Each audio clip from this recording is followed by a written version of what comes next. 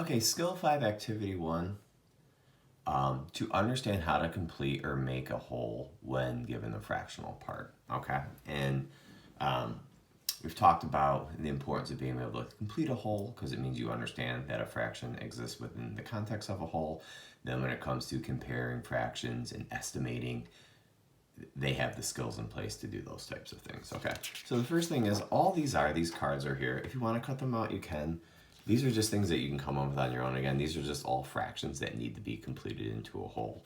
And it's not like there isn't one that matches that one on there, so it's not like a memory game or something like that. So like there's a half, there's not anything that would go with that half, but these are just cards you could pull out and say, okay, how much more would I need to have a whole? How much more would I need to have a whole? So cut these out, show them, and have them do that. So to introduce it, and they shouldn't really need this by this point if they have all the other skills in place and they've understood it fully and it's been taught properly. But you could go ahead and just take the one whole measurement bar and say, okay, if I have 2/3, right? So if I have 2/3,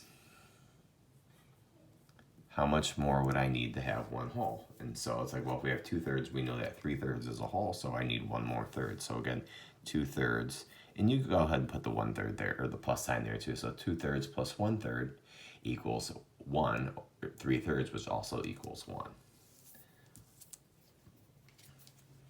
Or you could go ahead and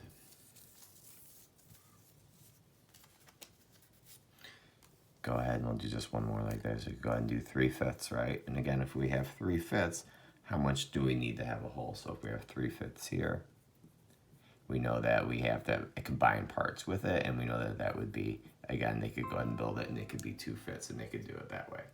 So this is one way that you could go ahead and you could do is just have them. Remember, when you use the fraction bars, it's great, but they also can't become dependent on it, or it becomes a crutch. So go ahead and start off with using those if you want, if you feel like they need it. If you don't think they need it, don't even do it, because it's not, they're not getting anything out of it. So then you could go ahead and you can just start writing fractions, 6/8, right? How much more do I need to have a whole? And 6/8, 7/8, 8/8, so I need 2/8 like that. So again, being able to complete one whole. And this is, you would think a very easy activity, but you'll see from when you do the assessment, a lot of kids don't have the skill in place. So this is just, again, making sure that they have the skill in place, because this skill will lead to success with other skills. So your goal is just to produce or have a fraction, or give them a fraction, front them a fraction, and then what you're going to want to do after that is have them give you what they need to. If you need to use fraction bars at first, that's fine. If they're totally dependent on the fraction bars, something is not right, and so you may need to go back to previous lessons or skills and see what's going on. But this is not a super difficult skill for kids to have.